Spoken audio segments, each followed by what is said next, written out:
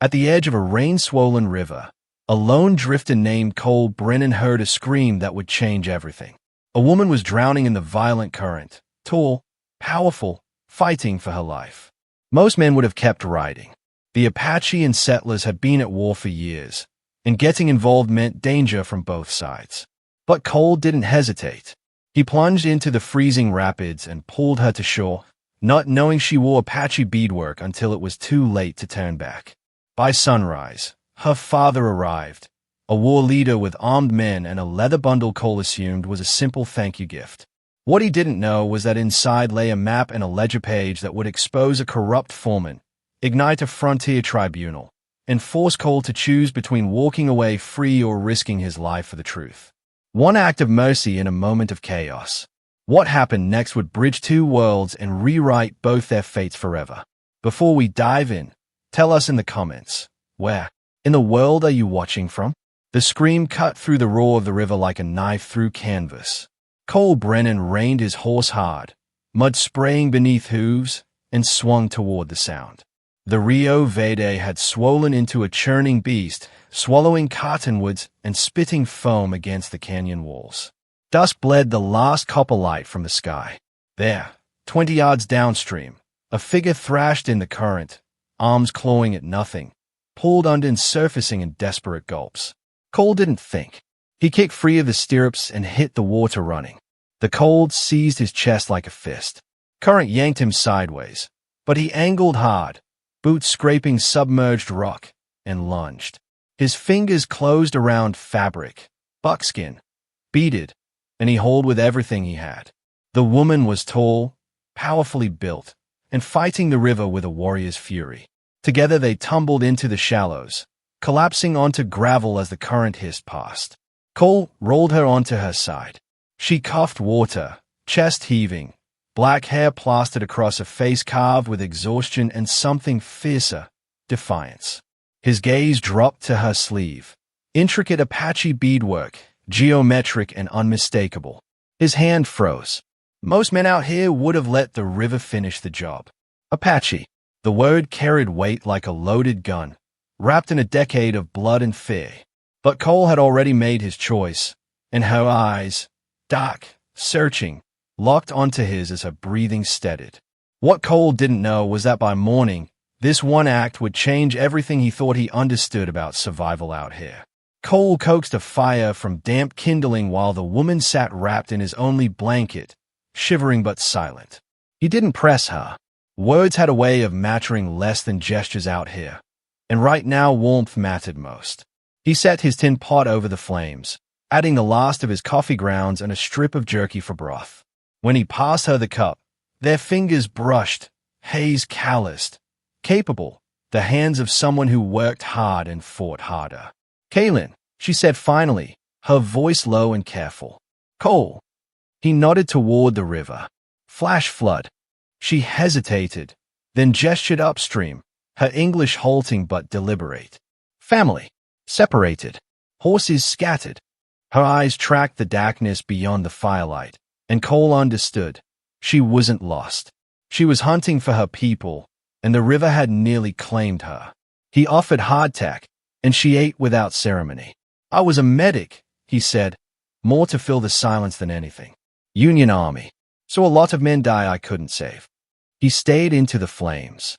Been drifting since. No family waiting. No home to return to. Just me and what fits in that stillbag. Kaylin studied him with an intensity that felt like being measured against some invisible standard. She was tall, taller than most men he knew, and her posture, even exhausted, held a coiled readiness. Not a victim. A warrior. Maybe. A hunter. Someone used to being the one who did the saving. She said nothing, but something passed between them in the firelight. Recognition, perhaps. Two people carrying weight they couldn't set down. Cole woke to the metallic click of a rifle being cocked. 6 Apache men on horseback ringed the camp, silent as shadows. The leader sat straight-backed and still, an elder with a scar cleaving his left cheek, his gaze fixed on Cole with the patience of someone who'd already decided what happened next.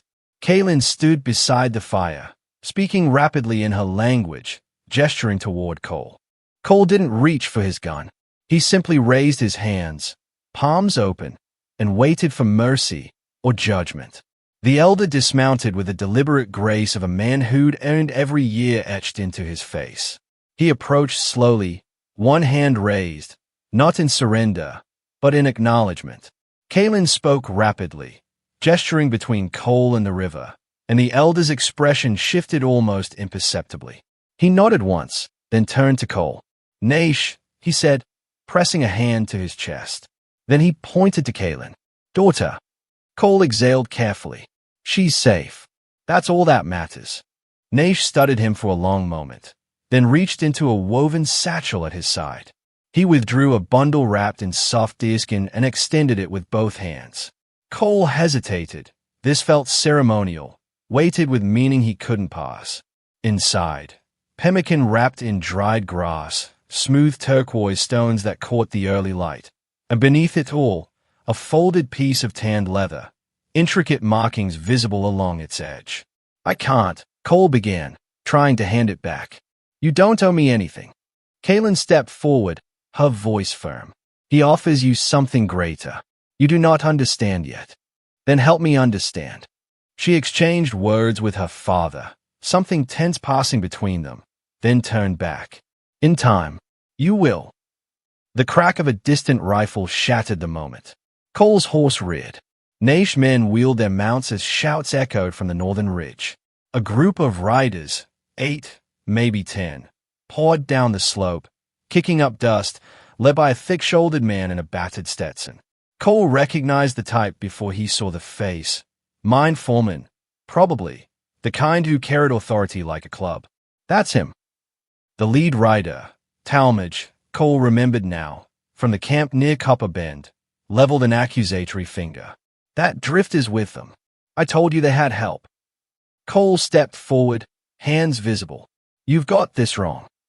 "Wrong." Talmadge spat into the dirt, his men fanning out, rifles trained.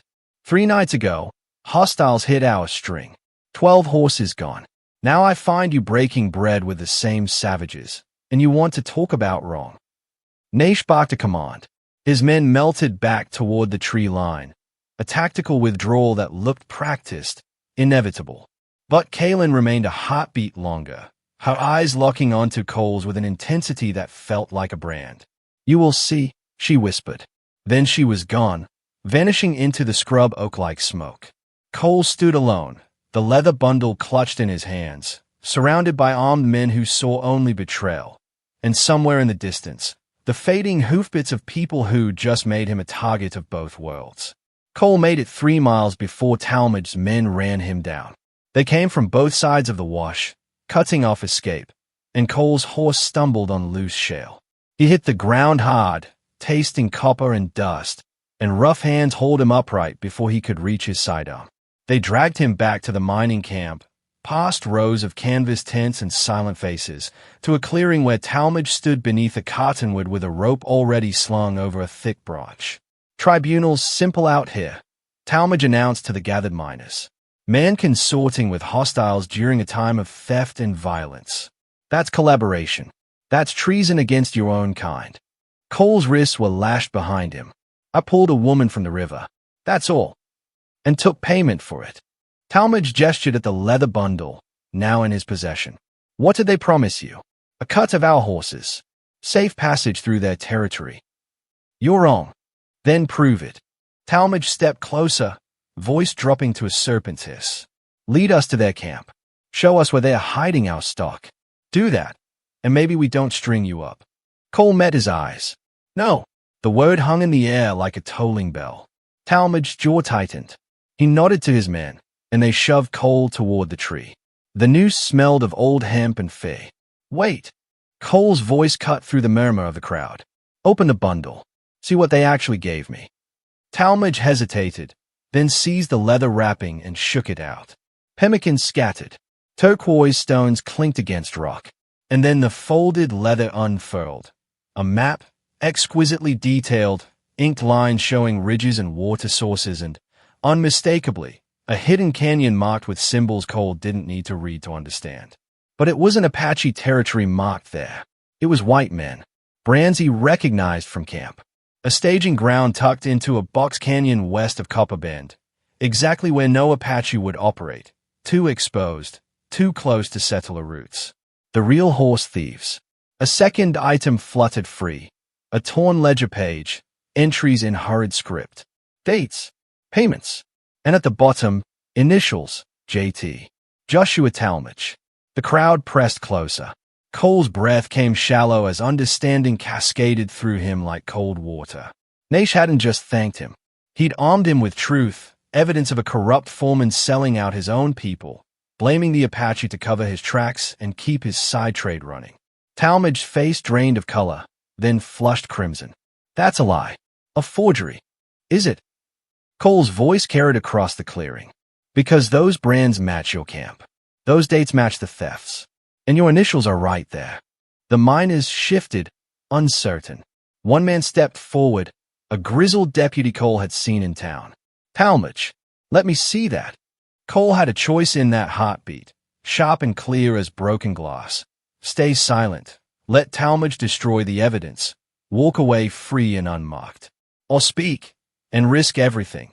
His life, his freedom, whatever fragile neutrality he clung to in this brutal country. What would you do? Cole raised his voice. He's been trading with rustlers, blaming the Apache to cover it. That map proves it. Talmadge lunged, grabbing for the leather. Cole twisted, shoulder-checking him hard, and the map flew from Talmadge's grip. The deputy snatched it midair. For 3 seconds, nobody moved. Then Talmadge drew his pistol. Cole drove his boot into the foreman's knee and broke left, sprinting for the horse line. Gunfire cracked behind him, wild, angry shots, and he vaulted onto the nearest mount, kicking hard.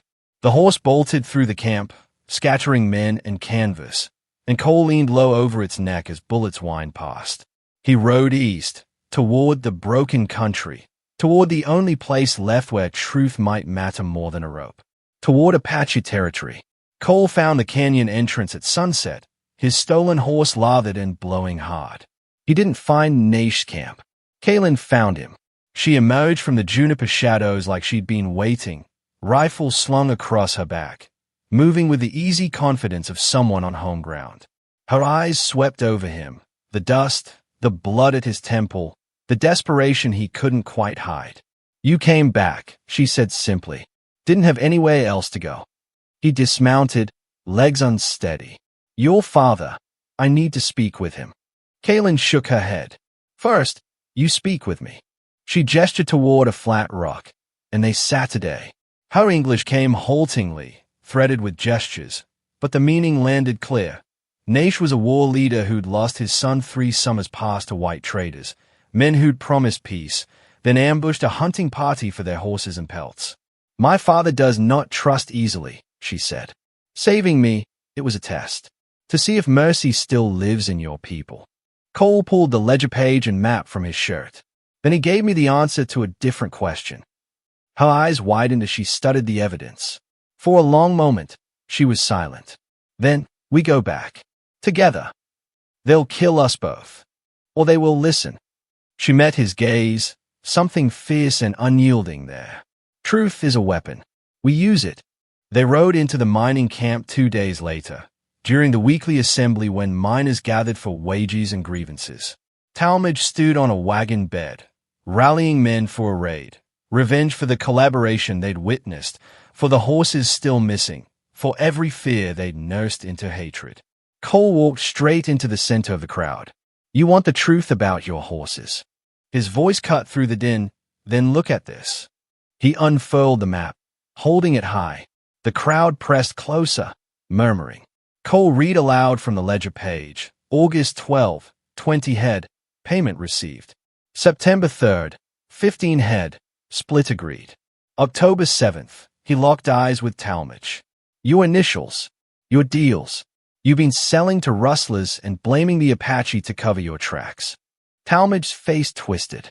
Lies from a traitor and his savage. He drew his pistol.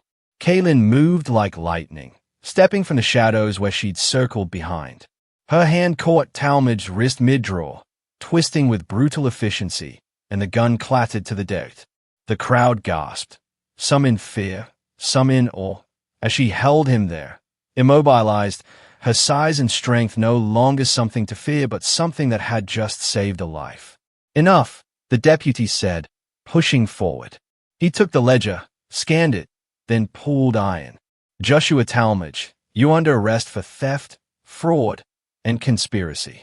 The crowd turned, not with violence, but with something quieter, shame, recognition, the awful weight of realizing they'd nearly lynched an innocent man and ridden to slaughter the wrong people. Men removed their hats. A few apologized, voices low. Most just dispersed, unable to meet Cole's eyes.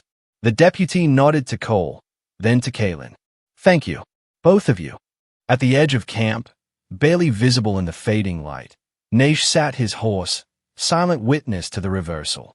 His scarred face was unreadable, but as Cole looked his way, the elder nodded once, a gesture that carried the weight of respect earned, debt acknowledged, and perhaps something rarer, hope that mercy might survive after all. 3 days later, Cole rode into Naish camp under a white sky. The ceremony was simple, profound. Naish stood before the gathered people and lifted a pendant, turquoise and silver, worn smooth by years, and placed it around Cole's neck. Kalen translated, her voice steady. This belonged to my brother. My father offers you a place among us, not as one of our people, but as one who sees, who understands that truth and mercy walk the same path. Cole's throat tightened. I can't stay, but I'll carry this. And your story. Naish nodded, and we will remember yours. 3 years passed like water over stone. Cole became something rare in that fractured country, a mediator, a bridge between Apache bands and honest settlers who wanted peace more than blood. He was still a drifter, but no longer aimless. The pendant rested against his chest, a reminder that belonging wasn't a place. It was trust earned and kept. One autumn morning, he stood at a canyon's edge, negotiating grazing rights, when he spotted her across the gorge. Kalen, surrounded by young warriors, teaching them to track, to listen, to lead. She looked up, and their eyes met across the distance. No words, just a nod, mutual respect, shared history, 2 lives changed by a single choice at a swollen river. One act of mercy changed 2 worlds. See what happens when a different stranger makes an impossible choice. Watch the next story.